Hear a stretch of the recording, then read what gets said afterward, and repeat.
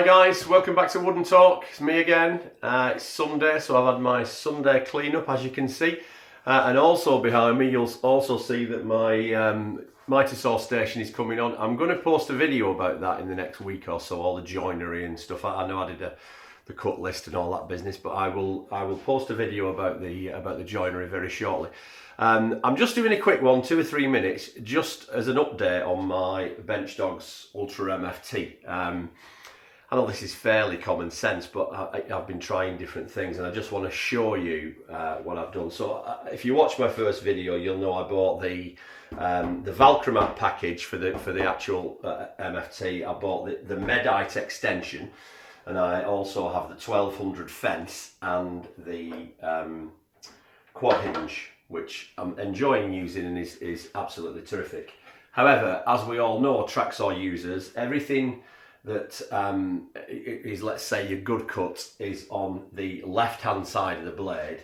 The waste cuts are on the right hand side. Now I know you can make cuts on the right hand side, but obviously if you're using a fence and setting stops for repeat cuts, you're feeding everything in from left to right, sorry, from right to left.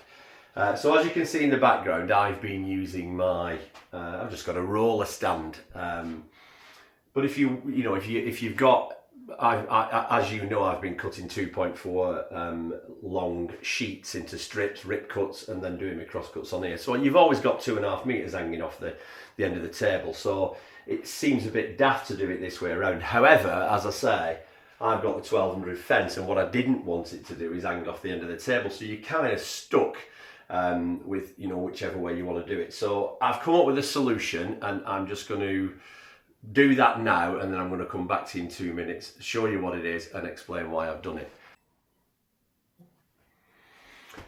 Okay guys, we're back. That took me about 25 minutes ish. You can see what I've done. I've changed everything around. I've not just turned the table around. I've moved this from the other side to this side, and then we've added this little wing.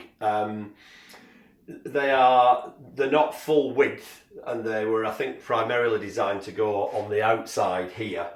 But I spoke to Ralph at Benchdogs, and he was kind enough to split a pair of these. As I said, I paid for it. I'm not affiliated to Benchdogs, but I spoke to Ralph, and he sold me one of these. Now what this does, it just supports the end of my fence. This is how I wanted it set up originally, so that this side can carry the infeed up to the stops. So if for instance I've got pieces when I was doing the draw fronts for these 200 wide or 250 wide, I can just keep sliding in 250, sliding 250, and we're not having to use a roller stand. This then gives me a little bit more useful space on my MFT at this side. So literally I've just shifted everything up, and all this is technically doing is carrying the end of my fence. Again, you could argue you don't really even need to do that, but I would be forever bumping into it, and then it would need recalibrating every time. Just FYI, as my son would say, it's taken me about 20 minutes to do this, and you can see this is my Benchdog's triangle, very, very accurate. Literally, if I run that along there and it catches the right hand fence, absolutely perfect. No clicking and clacking. It is absolutely square with my Benchdogs there.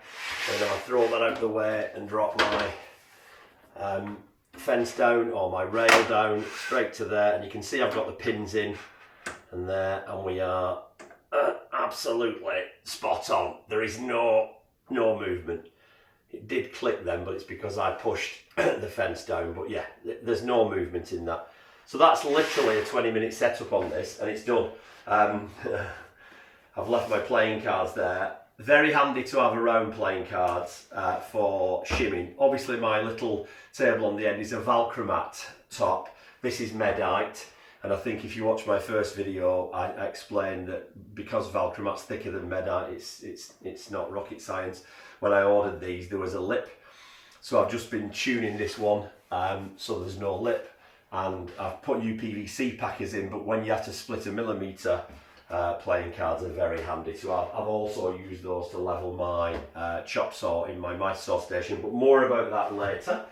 That's my MFT update, just for your information. Thank you so much for watching. Please subscribe and click the bell, and I'll let you know when I'm posting new videos. Other than that, I'll see you in a couple of days. Thank you very much.